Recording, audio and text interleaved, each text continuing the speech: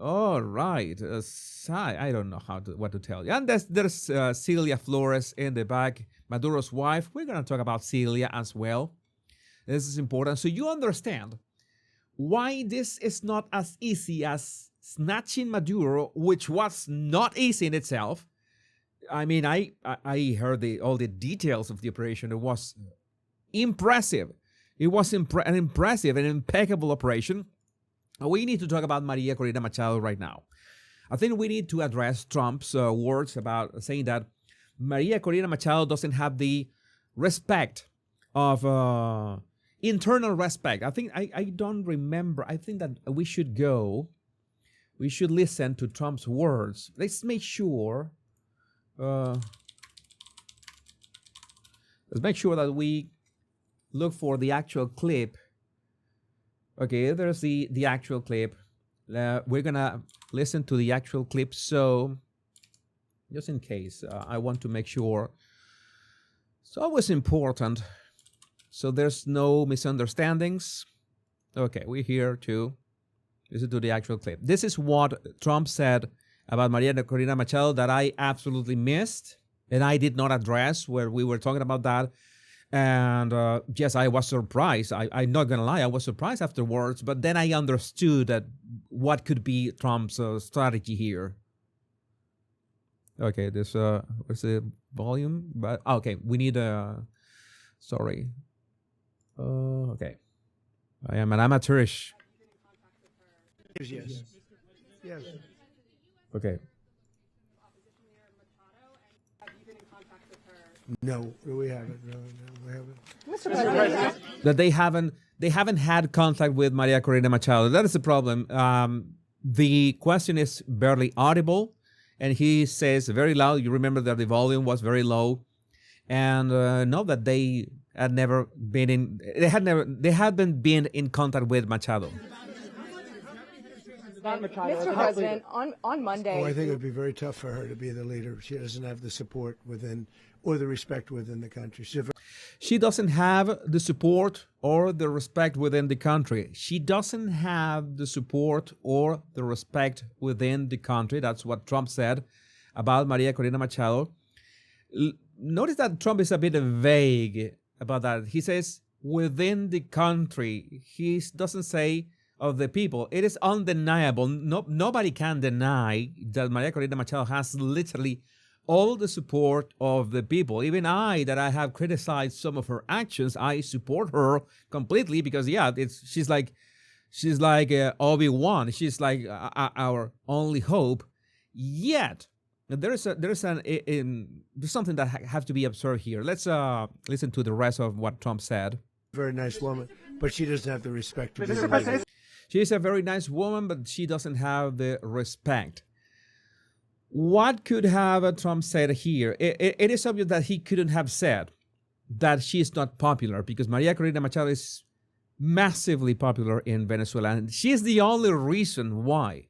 She is the only reason why that Edmundo González Urrutia is the legitimate president of Venezuela, the guy who was elected with more than 70% of the votes, just because she was inhabilitated. I don't know how to say that in English. Disabled, inhabilitada. So she just couldn't run. Like the apparatus, Maduro's apparatus, made sure that she couldn't run for president. So she had to look for a stand-in in her place, and it was Edmundo. And Edmundo was basically Maria Corina Machado's proxy. So it's obvious that people were okay.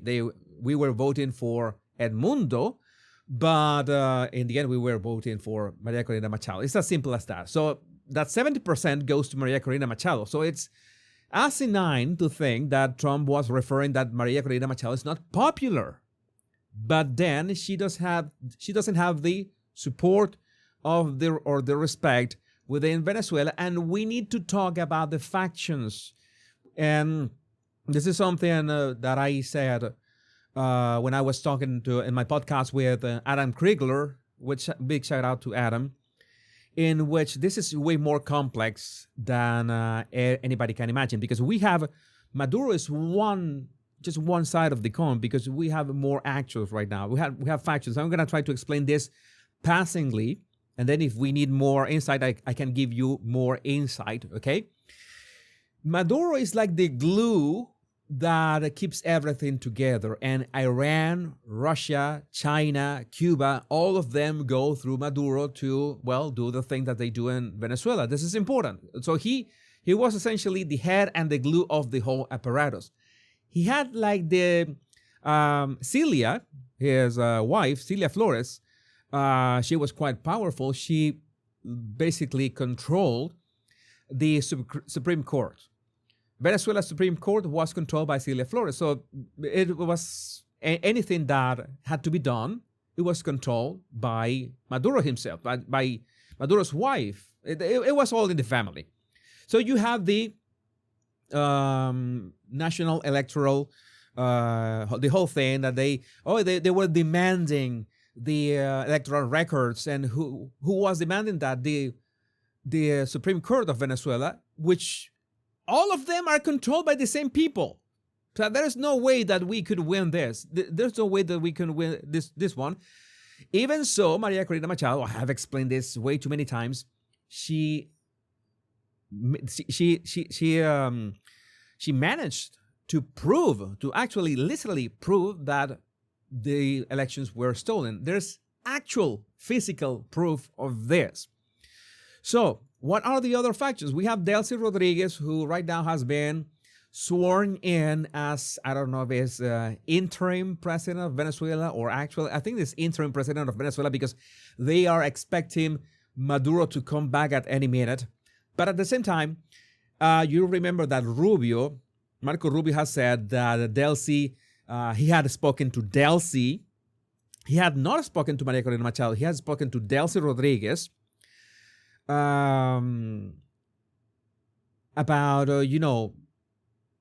the control of the country and the pulling the levers of the country. And according to Rubio, he had said that Delcy had agreed.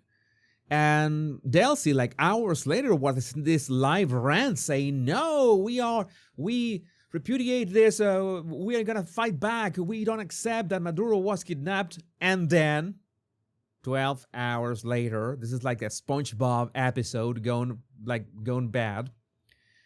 She had this update that they agreed to work together with the United States of America. And that is funny because these motherfuckers have been spitting on Uncle Sam for 25 years. Imperialism, United States, and all such and such, and blah, blah, blah. And now they are willing to cooperate with the United States. And that's what Delcy Rodriguez said. And that's what we are expecting that to happen. And if they do not cooperate, everybody knows that the United States can just do the second round. And the second round, Trump has already said that the second round is going to be worse than the first one.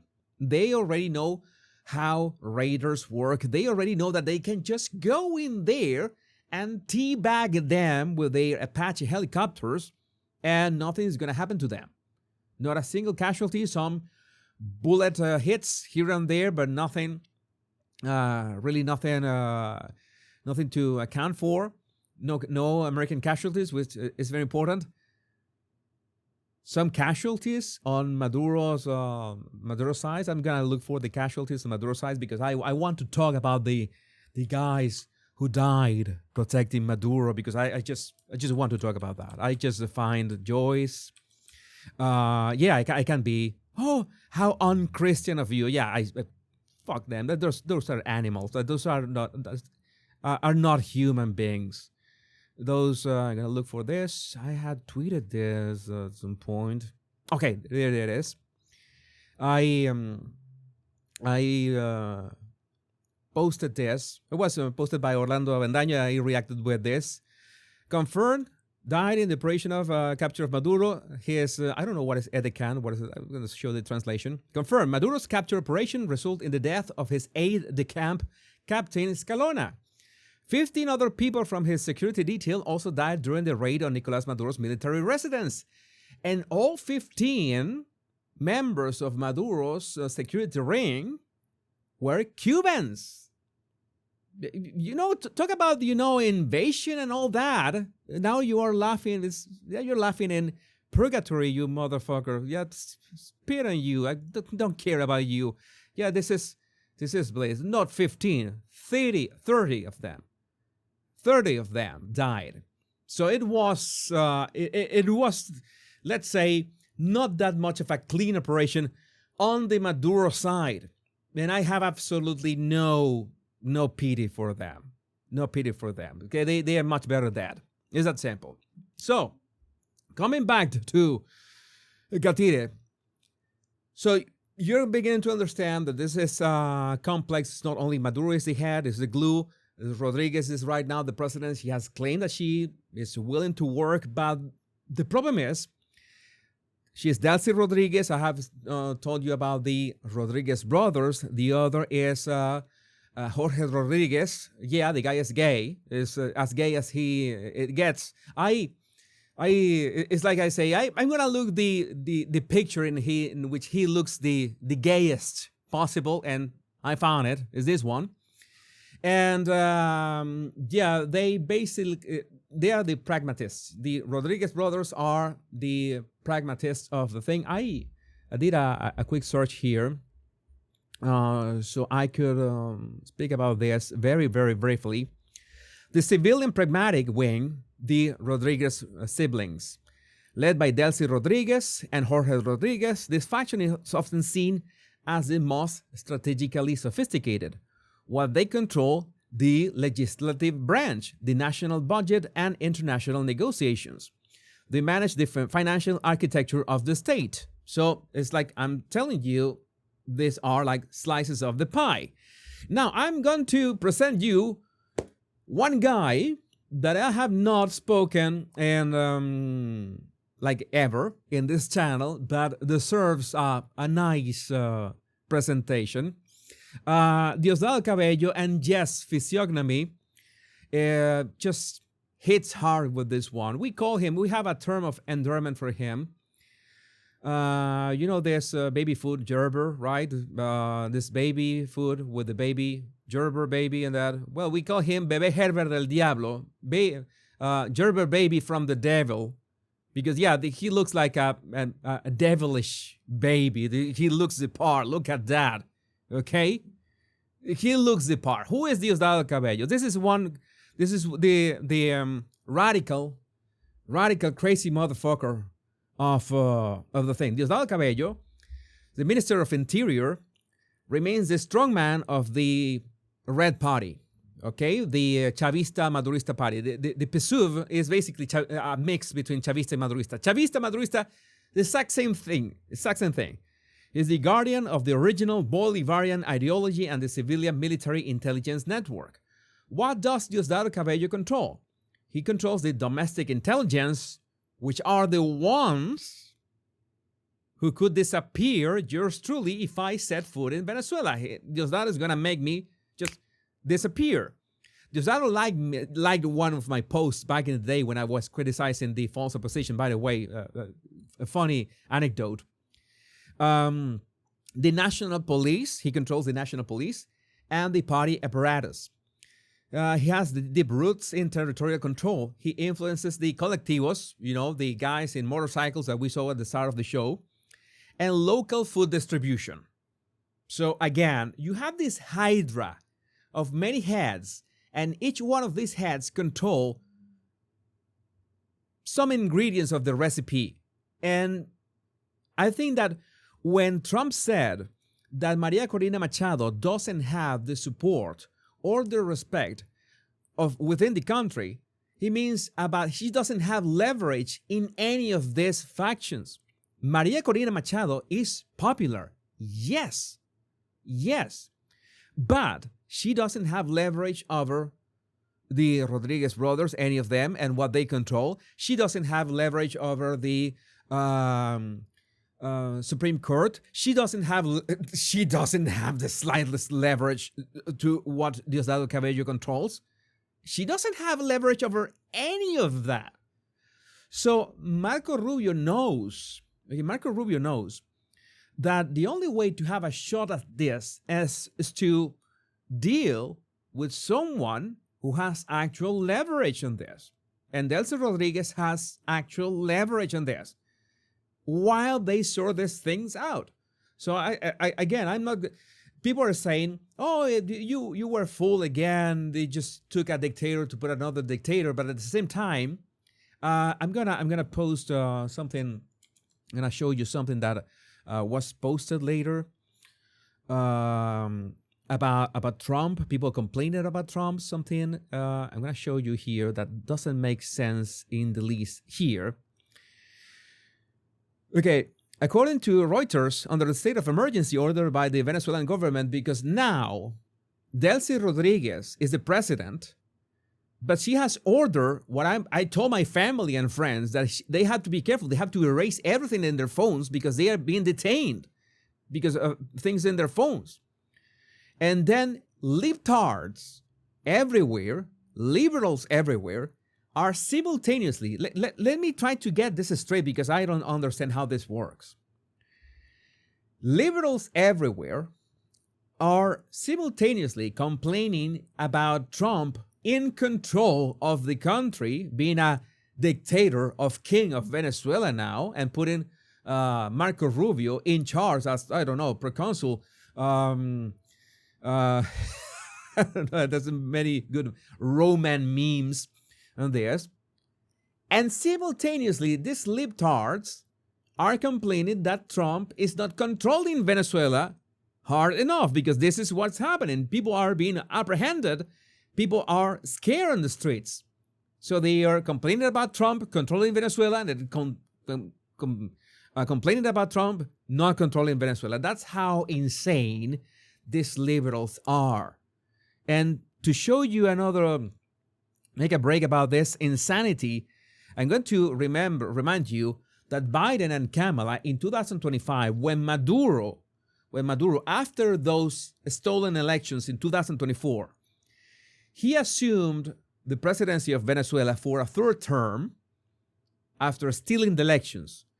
Biden and Kamala knew that Maduro was an illegitimate president, that he stole the elections. Everybody, I'm telling you, everybody, even Biden and Kamala knew that, and they raised the reward for Maduro's capture from $15 million to $25 million.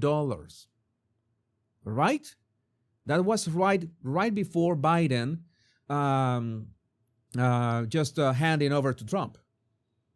Okay, this is logical, right? You know that a guy who has connections to drugs, etc., Biden, to save face, maybe did this. And now Kamala, maybe in a stupor of Hennessy, she said, why did Trump kidnap Maduro, and began complaining about that? You understand the mental gymnastics of these people and how so many libtards follow these leaders. How can libtards take their own leaders seriously? Oh yeah, because they are libtards. That's why. This makes no sense whatsoever. How I have said this over and over again. How can you argue with a liberal? How can you argue with a Democrat when you ask them this very easy questions? They are the easiest questions possible. How does this make sense? They just shout names at you. How can you have arrived at some agreement with them? You cannot. You are wasting your life energy with that. And it's not your problem. It's sad. I have said more and more, I said that with Adam Kriegler as well, that is a sad state of affairs, how so many people have been brainwashed in so many ways, brainwashed in ways that we can't comprehend. I'm going to look for another example here of brainwashing, and it's sad because it's like some people have been brainwashed since they are born. It's like this post from Stephanie. Liberal white women are the most brain-dead, useless pieces of trash in society. You have these liberal white women in these protests pro-Maduro in New York City. Let that sink in. Protests pro-Maduro in New York City. what is wrong with them? And I had to say this. That they are useless pieces of trash in society is a massive understatement. But at the same time, I don't want to be harsh. Most of that is just brainwashing. It is what it is. I make a lot of fun of them, but in the end, they have these giant holes in their souls that they don't know how to fill, besides the hope that their existences will be fulfilled by random abroadians taking advantage of their own society. And it's a reality. Now, they are rooting for a dictator. They are rooting for he's not even Venezuelan. Maduro is not even Venezuelan. Maduro was born in Colombia. Maduro is illegitimate in more ways that I can count. They are their own worst enemy, and their actions push a net negative far more than drug addicts, and everybody else ends up paying that price. Everybody ends up paying the price for the brainwashing of liberal white women. It is a reality. It is an undeniable reality. Coming back to the struggle of Venezuela, we were talking about the Bebé Gerber del Diablo, the Gerber. You don't have geniuses in Venezuela either. What do you mean, Mr. Wesker? You want me to ban you? You want me to ban you? Okay, because I can ban you whenever I want. You know that? I can do it. Okay? I just did, in fact. I just banned you just because I wanted to. I just want you to know that it was me and not any other mod. But for God's sake. Let's keep with the account of other factions. We also have Vladimir Padrino Lopez, yet another faction. He is the Minister of Defense. His faction ensures the loyalty of the National Bolivarian Armed Forces. Yes, I told you that Maduro has 3 rings of protection, the National Guard, the military, which Padrino controls, and the colectivos, which Diosdado controls. It's crazy. How can you? That's what I have been explaining so many times. How can you pretend that you can just move over, take over control? Control of what? How are you going to control this? It's simply not possible. You have to have a complete and thorough purge. It's not even a reorganization. No, it's a purge. And by purge, I mean not only these fuckers that are in this, all of them have to be purged. Every single one of them, and a lot of the so-called opposition that are the most backstabbing people that you can imagine. That there's no. I have to be clear about this, and I have ways to say, for example, to criticize the position, and I'm going to make a point about Edmundo González Urrutia right now. And yes, I'm going to criticize this. I don't care what I'm going to say it anyway. I already said that, and he said that. Why would Edmundo González Urrutia take a picture with Biden when Biden was 1 week away of leaving office? If Biden was everything was wrong, if Biden represented what we were fighting against, I never understood that. And of all the countries that support Venezuela, that could be Argentina, for example, or El Salvador, he went to exile himself into Spain. There has been in collaboration with Venezuela all this time, and are filthy socialists as well. Do you understand? Does that make any sense? He could have gone to El Salvador. He could have gone to Argentina with Milei. No, he went to Spain. Why? I still don't know, but that is a huge red flag. Huge red flag. Again, right now, I spared Maria Corina of a lot back in 2019. I'm going to spare her again and say that, okay, she mobilized Venezuela, but at the same time, if you're Venezuelan and you're watching this, you need to be realistic. We need to be realistic about this. We need to be realistic about one thing. If you had anybody, could be Maria Corina, could be El Mundo, anybody who represented the chance of having an end to this tyranny, we would vote for that person, no matter who that person is. It just happens to be Maria Corina, the one who embodies that. And yes, sadly, we Venezuelans have this tendency to put people in these pedestals, and we keep falling for that over and over again. I'm not saying that Maria Corina doesn't deserve, okay, what she has achieved, because she has achieved a lot, yes. Again, I have criticized her for a lot as well. But we need to be realistic about this, about how can a country be actually run if you don't have any sort of leverage, if you don't have leverage with the legislative apparatus, if you don't have leverage with the most radical parts of this, you don't have a leverage with the previous tyrant, you don't have leverage with the military, you have absolutely no leverage with that.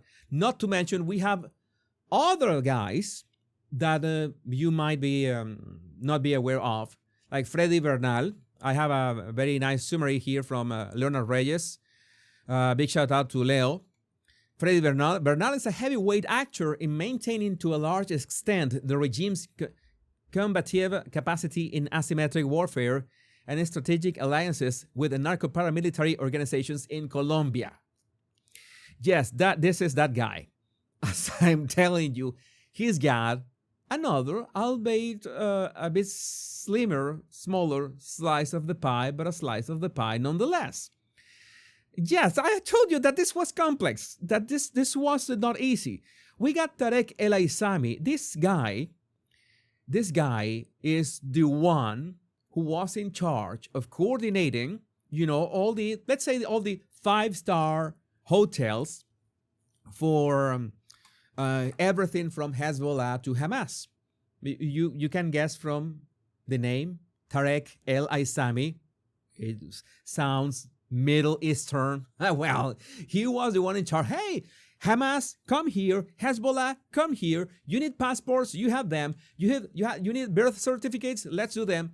He was in charge of all that. What scares me the most about this guy, because this guy is really scary. I mean, I'm more scared of this guy than from Diosdado Cabello. If that is my ranking, right? I find this guy even more scary.